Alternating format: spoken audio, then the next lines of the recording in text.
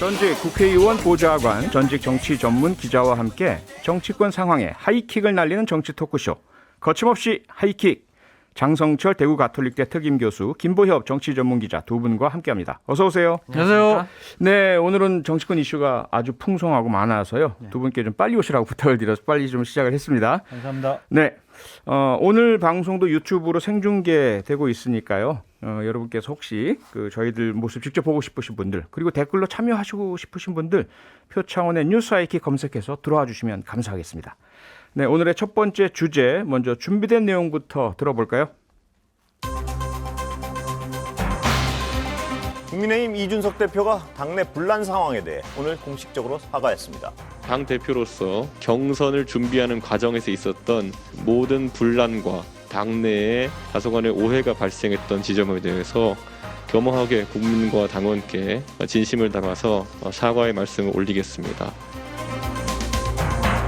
네, 국민의힘 이준석 대표의 가라앉은 목소리 사과 내용이었습니다. 공식적인 사과고요. 사실 당대표, 일반 정치인도 그렇겠지만 이 사과라는 것이 민감하기도 하고 조심스러운 부분인데 그 타이밍도 중요하고요. 내용도 중요하고. 김보혁 기자께서는 어떻게 보셨습니까? 아주 시의적절하고 내용도 적당했다고 생각을 합니다. 네. 다만 좀 구체적인 내용이 들어가면 좋겠는데 당 대표로서 모든 현안에 대해 아하. 책임지겠다는 게 좀 도의적인 사과 이런 느낌이 좀 듭니다. 네. 그렇다고 해서 이 모든 분란에 모든 잘못이 제게 있으니 저를 몹시 꾸짖어 주세요. 이런 식의 사과는 아닌 것 같고요. 네. 관건은 이제 이 분란이 일어난 게 결국은 이준석 대표와 윤석열 후보 양쪽 사이 아니었습니까? 그렇죠. 이준석 대표가 통 크게 사과를 했는데 윤석열 후보 가만히 있을 수 있을까요? 그쪽 잘못이 없는 게 아닌데 네. 아마 좀 곤혹스러울 것 같습니다. 장성철 교수께서는 어떻습니까? 김보혁 기자께서는 지금 윤석열 캠프에서 곤혹스러울 것이다라고 전혀 했는데 안 곤혹스러워하던데요. 이게 그럼 얘기해보니까? 수습과 마무리의 그 과정을 간다고 이렇게 보세요?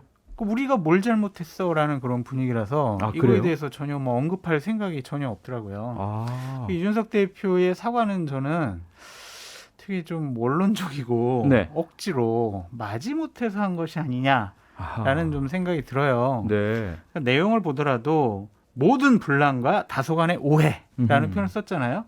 내 잘못은 없어. 내 잘못은 없는데 그냥 시끄러운 거 전반적으로 내가 당대표니까 사과하는 거야 라고 저는 읽혀져요. 네. 그래서 이제 이걸로 사과로 당내 갈등과 혼란이 일단락됐다라고 하기에는 좀 어려운 것 같고요. 예. 휴화산이다. 앞으로 더 터질 수도 있다. 그렇게 보여집니다. 휴화산이다. 네. 그러니까 사실 사과라는 게 우리가 특히 그렇잖아요. 부부간도 그렇고 친구간도 그렇고 그냥 다 내가 잘못했어. 미안해. 내가 정말 잘못하니까 이렇게 되면 이게 끝이 아니라 시작이 되잖아요.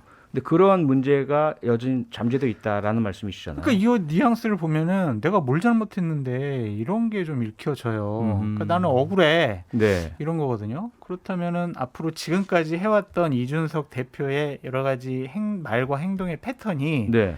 그대로 유지될 가능성이 높다라고 보여집니다. 하나만 더 여쭤볼게요. 장성철 교수님. 네. 이준석 대표는 이렇게 사과를 했는데요. 사실은 어떻게 보자면 좀 특수관계라고 많은 분들이 보는 그 유승민 대선 예비 후보는 기자회견을 긴급하게 열고 더 이상 이준석 대표를 흔들지 말라. 이거 당연히 윤석열 후보 측을 겨냥한 것으로 보이는데요. 이러한 행보는 어떻게 보세요? 저는 좀 다른 오해를 낳을 수 있을 것 같아서 안 하시느니만 못했다라는 생각이 들어요. 예. 지금은 분위기가 또 오해라고 표현하지만 네. 여러 가지 상황이 어떻게 돌아가냐면 자, 이준석 대표는 유승민 후보를 대통령으로 만들려고 해라는 오해가 있잖아요. 네. 그런데 이준석 대표가 약간 흔들리니까 유승민 후보가 지금 도와주는 기자회견을 했단 말이에요. 역시 둘이는 같은 편이구나 라는 것이 명확하게 증명됐다. 네. 그래서 지금까지 오해가 확실하게 유승민 후보의 기자회견으로 네. 증명이 된 것이 아니냐. 아하. 안 하느니만 못했다라는 생각이 들고 예. 근데 또 이해도 돼요. 그냥 내가 같은 경쟁 후보니까 윤석열 후보 나는 그냥 뭐 틈만 잡히면 계속 나 공격할 거야 라는 또 선전포고로도 읽혀집니다. 네, 김부혁 기자님, 예. 윤석열 캠프에서 어떻게 반응할지 지켜보고 싶다, 궁금하다는 말씀 주셨는데 지난 주말 사이에 뭔가 좀 있었잖아요. 그렇습니다. 그 해프닝인가요? 어떻게 보세요? 세 건이나 있었죠. 아하. 일단 그 한 주간 신문에서 윤석열 캠프에서 비대위 검토했다, 뭐 네. 이렇게 전원 형식으로 보도를 했고요. 그리고 마치 약속이 난 듯이 그쪽에 특보 한 분께서 이준석 대표를 향해서 유승민 캠프로 가라, 아니면 무건수행을 하라, 이런 식으로 망언에 가까운 얘기를 했고요. 민영삼 특보. 예, 민현상 특보, 예. 민주당 출신이죠. 아하. 그리고 이준석 대표는 또 MBC 라디오에 출연을 해서 내가 운전대에 앉으니까 운전대 다 뽑아갖고 뭐 가서 바로 그 자리에 앉았었어요. 그런 얘기를 해서 예. 그 다음 날 오늘 사과를 하기는 했지만 어제까지만 해도 결코 그럴 기세가 아니었고 네. 앞에서 말씀하신 대로 휴화산처럼 일단은 잦아드는 것 같지만 끊임없이 버전을 달리해 가면서 양쪽 간의 긴장과 갈등은 계속될 것 같다, 그렇게 봅니다. 장 교수님, 네. 좀 전에 지금 민영삼 특보 이야기를 해주셨는데요. 개인 의견이라고 사의를 표명하고 이제 자유로우니까 더 강하게 비판하겠다, 이렇게 이야기를 했습니다. 이거 어떻게 보고 계세요? 아니 제가 친해서 전화해서 물어봤어요. 아까 예, 왜 예. 그랬냐 그랬더니 아니 난 진짜 이준석 대표가 본인이 잘못한 것 같은데 사과도 안 하고 또 사과도 진정성이 없어 보여서 나 그냥 내가 하고 싶은 말 했다, 자유롭게 예. 라고 그렇게 얘기를 해요. 네. 민영삼 전 특보 같은 경우에는 원래 평론가로 유명하신 분이고 네. 유튜브에서 아주 자유롭게 본인 얘기를 잘 하시는 분이거든요. 네. 그러니까 이분도 어떠한 캠프의 특보는 처음 해보시는 것 같은데 예. 그 캠프의 특보가 개인 의견이 아니라 캠프의 의견 그리고 후보에게 피해를 준다라는 것을 좀 잠깐 망각을 하신 것이 아니냐라는 아하. 생각이 드는데 예. 앞으로 유튜브에서 더 자유롭게 이준석 대표를 공격할 것 같다라는 생각이 듭니다. 그런데요, 문제는 거기서 그친 게 아니라 김부혁 기자께서 말씀해 주셨지만 인용 보도로 한 주간지에서 윤석열 캠프에서 국민의힘의 비대위를 추진한다. 네. 이게 함께 엮이다 보니까 상당히 조금 논란이 크게 커져가는 것 같아요. 근데 그것도 억지로 좀 끼워 맞힌 것 같은데 그래요? 왜냐하면은 특보가 뭐 예. 캠프에 계속 출근하는 것도 아니고 그냥 명함 그다음 뭐 임명장만 받은 거거든요. 네. 그러니까 각기 다른 현상으로 우리가 파악을 해야지 같이 보면 안 된다. 그것이 소친 제가 엑스파일 얘기를 했을 때 예. 이동훈 대변인이 그만둔 걸 갖고 네. 사람들이 그래 맞아 그거를 보고 그만뒀을 거야 막 이런 식으로 소설 썼거든요. 네. 그런 거와 같은 같이 맥락으로 보면 읽어봐 안 주시죠. 되긴 하는데 네. 그런 얘기들이 계속 나오는 건 왜일까? 그만큼 윤석열 캠프 내에서 자유롭게 얘기를 하고 네. 이준석 대표의 권위나 가치 이런 데 대해서 별로 인정하지 않고 혹시나 우리 윤석열 후보가 국민의힘의 대선 후보가 되는데 걸림돌이 되면 어쩌지? 그럴 경우에는 우리 어떻게 해야 돼? 불공정하게 대선 관리하면 어떻게 할까? 이런 얘기를 거침없이 하고 있다는 방증이죠. 네. 거침없이 하는 것 같지는 않고요. 제가 파악을 해보니까 그거를 얘기했다라는 분이 그냥 에스모 실장이 아하. 그냥 얘기했다라고 캠프 내에서는 좀 생각을 하고 있더라고요. 누군지는 어느 정도 추정이 되고 있네요. 네, 그분도 또 유튜브에서 탄핵 얘기했던 그분이 네. 그분인가요? 아하. 아니, 그러니까 그분도 유튜브에서 아주 자유롭게 얘기를 하시는 분이잖아요. 네. 그래서 그 기자분하고 좀 편하게 얘기하는 자리에서 아하. 얘기한 걸 갖고 기자분이 좀 쓴 것이 아닐까라는 생각인데 네. 캠프의 내부의 분위기나 공식적인 입장은 말도 안 되는 허황된 소리라는 아하. 것이 공식 입장입니다. 예. 다만 이제 한두 가지가 아니라 그리고 시기적으로도 뭔가 갈등이 증폭되는 상황에서 나온 모습들이라서 유승민 예비 후보는 이거는 총괄해서 네. 윤석열 후보께서 책임지고 사과하시는 것이 정리되는 순서다 이렇게 얘기를 하고 계세요. 근데 안 한대요. 두 가지 이유 때문에. 하나는 아니 소설 가지고 뭘 우리가 사과를 하느냐라는 것. 그리고 네. 사과를 하면 그것을 인정하고 네. 윤석열 후보에게 직접 책임이 있다라고 자인하는 것이다. 그렇기 때문에 이 부분에 대해서는 언급을 안 하겠다라고 얘기하더라고요. 그러니까 사과하는 게 맞긴 맞는데 안 하는 방향으로 그쪽에서 결정하는 것 사과하는 같다. 건 아닌 것 같아요. 저도 입장 표명 안 하는 게 맞는 것 같아요. 안 하는 게 맞는 것 같습니까? 네. 알겠습니다. 여기까지 일단 듣고요. 광고 듣고 다시 돌아오겠습니다. 거침없이 하이킥으로요. 네, 거침없이 하이킥 장성철 대구 가톨릭대 특임 교수, 김보협 정치 전문 기자 두 분 모시고 지금 국민의힘 내부의 혼란에 대한 이야기를 나누고 있는데요. 그 앞서 두 분 말씀 중에 이제 비대위 출범설에 대한 것을 좀 짚어주셨어요. 장성철 교수께서 이건 특정 개인 S모 의원이 실장? 개인적으로 기자의 한 이야기가 와전된 것 같다라는 말씀 주셨는데 혹여나 만약에 실제로 이준석 대표가 사퇴하고 비대위가 출범한다면 윤석열 캠프 측에 득이 될까요? 그럴 가능성은 저는 제로라고 보여지는데 네. 윤석열 후보에게 더 안 좋죠. 왜냐하면 당이 중심을 못 잡고 우왕좌왕하는 꼴 아니겠습니까? 네. 그리고 이준석 대표 때문에 2030이 그래도 국민의힘에 관심을 한번 눈길을 한번 주는 것이었는데 예.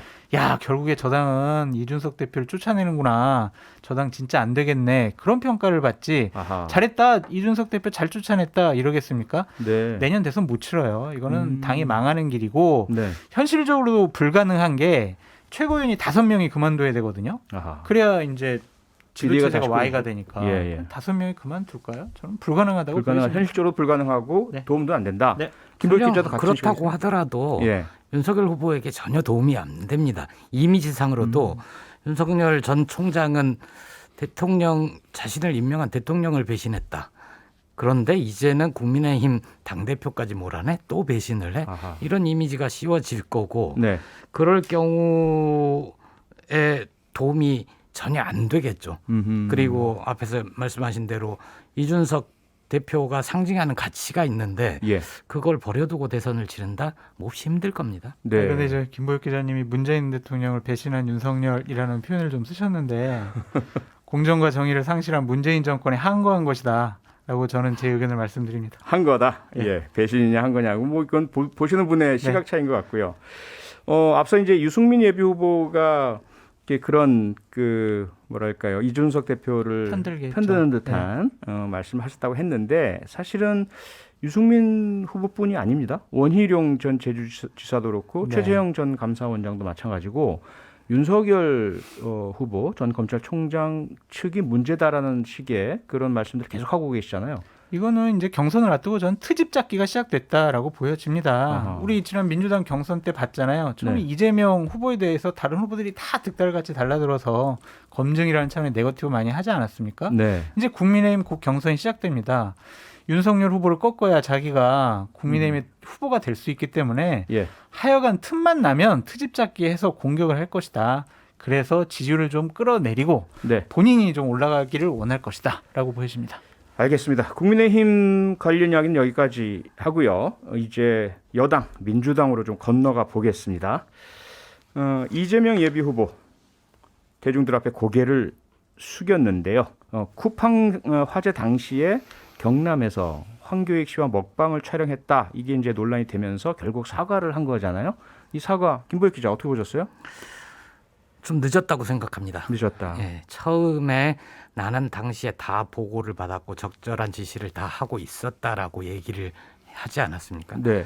그 얘기를 하지 않고 바로 공직자의 자질, 자세에 대해서 얘기를 하고 반성을 했어야 된다, 사과를 했어야 된다. 괜히 그런 해명을 하니까 세월호가 끌려 나오고 그 당시에 박근혜 전 대통령의 행위가 적절을 했느냐 이런 것까지 소환해서 비판을 당하고 있잖아요. 네네. 그래서 괜한 논란을 불렀다는 생각이 들고요. 예. 애초에 이게 경기관광공사 적절하냐 거기서부터 불거져 가지고 그렇죠. 계속 논란이 되고 있거든요. 이 사안이 과연 이번에 그냥 끝날까 사과했다고 묻혀질까 저는 그럴 것 같지 않습니다. 네. 조만간 경기도 국정감사 있잖아요. 네. 그 자리에서 어떻게 보고를 했느냐 어떤 지시를 했느냐 서류로 다 가져와라 이런 공격들이 있을 거고 그리고 이재명 후보가 민주당의 대선 후보가 된 뒤에도 본선에서 이 얘기는 다시 또 거듭거듭 나올 것이다. 네. 장 교수님 어떻게 보셨어요? 저는 사과는 잘했다라는 생각이 드는데 네. 좀 시점과 내용이 좀 부적절하다고 느껴져요. 예. 왜냐하면 처음에는 내가 뭘 잘못했어 나는 조치 다 취했어라고 했지만 사과를 한 시점이 언제냐면요 사진이 나왔을 때예요. 그러니까 창원에서 황교익 씨랑 같이 팥죽 먹고 떡볶이 먹고 순대 먹으면서 막 호탕하게 웃고 깔깔대는 아하. 그런 사진이 유포가 되기 시작했을 때 네. 바로 사과를 하시더라고요. 예. 그러니까 저는 솔직히 사진이 주는 강한 임팩트 때문에 사과를 하지 않으셨나라는 생각이 드는데 네. 우리가 비판하는 지점이 당신 왜 그 사과 저 화재 현장에 왜 안 갔어? 빨리 갔어야지. 이게 아니었어요. 네. 도지사로서 어떤 리더십을 문제 삼은 것이 아니라 인간적인 공감 능력이 있느냐 없느냐 저희들은 그거를 비판한 겁니다. 도지사가 가면은요. 소방관들이 더 불편하고 현장 진압 되게 보고하느라고 늦어질 수가 있어요. 네. 근데 그 당시 저녁 7시 35분 그때쯤에 소방관 한 분이 실종돼서 생사가 불투명한 그 시점에서 예. 본인 말로 의하면 실시간 보도를 다 받으셨다고 했잖아요. 그런 과정 중에 어떻게 거기서 깔깔대고 웃으시면서 먹방을 찍으실 수가 있어요. 이거는 인간적인 공감 능력이 없는 분이다. 그 점 때문에 비판을 더 많이 받는 것이다. 라고 네. 전 말씀드리고 싶습니다. 과거에 말씀하시니까 김문수 전 경기도지사가 네. 소방관에게 119 전화를 해서 당신 누구야? 뭐 헬기 맞아요. 뭐 대령해 이렇게 얘기했다가 그거 하나로 상당히 오랜 기간 맞아요. 타격을 크게 입었잖아요. 네. 이번 일 경기관광공사 황교익 사장 내정부터 먹방 논란에 이르기까지 이 일이 얼마나 영향을 미치리라 장 교수는 보고 계세요? 그러니까 이게 이재명 지사의 대세론과 1등 후보로서의 지위까지 위협할 만한 건은 안 되겠지만 네. 이런 것들이 계속 쌓이고 앞으로 본격적으로 합동연설이 있지 않습니까? 네. 그때 집중적인 또 네거티브 공격을 받을 거예요. 이것뿐만이 아니라 다른 것까지 더 받을 겁니다. 예. 계속 쌓이게 되면 나중에 본선 가서도 이미지에 대한 비호감도가 높아질 수밖에 없어요. 예. 그럼 본선 경쟁력이 상당히 약화될 수가 있다. 전 그렇게 보여집니다. 네, 김보익 기자 최근에 그런 이야기들이 있습니다. 어쩌면 이번에 대선은 국민들께 매우 불행한 선거 같다. 누가 가장 훌륭한 대통령 후보냐를 뽑을 권리가 사라져버리고 누가 가장 덜 나쁘냐 뽑는 상황이 아니냐. 같은 시각에 있어요? 김보익 기자 어떻게 보세요? 마음을 확 사로잡는 후보가 없다.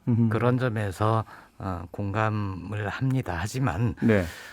모든 대선에서 반드시 대선이 아름답게 치러지고 후보자들이 미래를 쫙 제시하고 그렇지는 않았었거든요. 그랬던 줄 거의 없어 보이죠? 예, 네. 매번 네거티브 선거전이 네. 있고 그래도 그 와중에서 미래를 위해서 대한민국을 이끌 지도자가 누가 적당한가 예. 우리 시민들은 늘 바른 선택을 해왔다고 생각을 합니다. 네. 장선주 교수님, 오늘 국민권익위원회가 국민의힘 12명의 의원들 부동산 관련 법들 위반 소지가 있어 보인다라는 발표를 했습니다. 네. 이 파장 네. 얼마나 영향을 줄까요? 그러니까 이제 어느 분이 걸려 있느냐라는 것이 큰 문제일 거고, 누구냐. 네. 그리고 본인이 걸려 있느냐 아니면 가족이 걸려 있느냐 그것도 예. 문제인 것 같고, 또한 김기현 원내대표나 이준석 대표가 네. 어떠한 수준의 조치를 할 것이냐를 좀 두고 봐야 될 것 같아요. 그러니까 명단이 지금 뭐 SNS 상에서는 돌아다니긴 하는데 예. 아직 확인된 게 아니잖아요. 네. 그래서 뭐 캠프에 중요한 역할을 맡고 계신 분도 있고 당에서 중요한 역할을 맡고 계신 분이 있는데 어쨌든 제가 봤을 땐 민주당의 조치보다는 훨씬 더 강한 조치를 해야 국민들께서 국민의힘의 조치에 대해서 어느 정도 인정을 해주실 거예요. 네. 그래서 이준석 대표와 김기현 원내대표의 예. 선택이 되게 주목되는 것 같다라고 보여지는데 네. 한동안은 무척 시끄러울 것 같아요. 아하. 이 부분은. 김보익 기자님, 민주당에서 그 12명 의원들 이름이 공개되었을 때 예. 국민의힘에서 상당히 강한 비판들이 상당히 오랜 동안 제기됐었잖아요. 그래서 아마 장성철 교수께서도 이번에 상당히 많은 비판과 논란이 있을 것이다라고 예상하시는 것 같은데 예. 김보익 기자는 어떻게 보세요? 그게 다시 다 돌아오겠죠. 부메랑으로. 예, 돌아오고 게다가 이번에는 이준석 대표 리더십도 다시 한번 시험대에 오를 것이다. 어떻게 좋지 않느냐? 어떻게 조치할지. 아하. 사실 근데 비례대표 제명하고 출당 공고하고 이거보다 더 강한 조치가 뭐가 있을까요? 저는 그게 좀 궁금하기도 하고 예. 이번에 거명되는 사람들 중에 대선 후보 캠프에서 중책을 맡은 분들도 있단 말입니다. 아, 그러면 그래요? 확인된 건 아니죠? 예. 네네. 얘기가 나오고 있는 분들 중에 대선 후보 캠프에 있는 분들도 있는데 그럴 경우 대선 후보의 리더십 어떻게 조치하는지 사람들이 보고 평가하겠죠. 네, 뭐 특보 한 사람 말 실수에서도 뭐 흔들리는 상황인데 그렇죠. 중요한 직책을 맡고 있는 중진 의원이 만약에 부동산 문제 심한 결격사에 걸렸다, 이것도 상당히 좀 파장이 있겠네요. 네, 오늘 거침없이 하이킥 여기까지 하겠습니다. 김보혁 기자, 장성철 특임 교수 두 분 고맙습니다. 감사합니다. 고맙습니다. 평일 저녁 6시 5분에 여러분을 찾아갑니다. MBC 라디오 표창원의 뉴스 하이킥.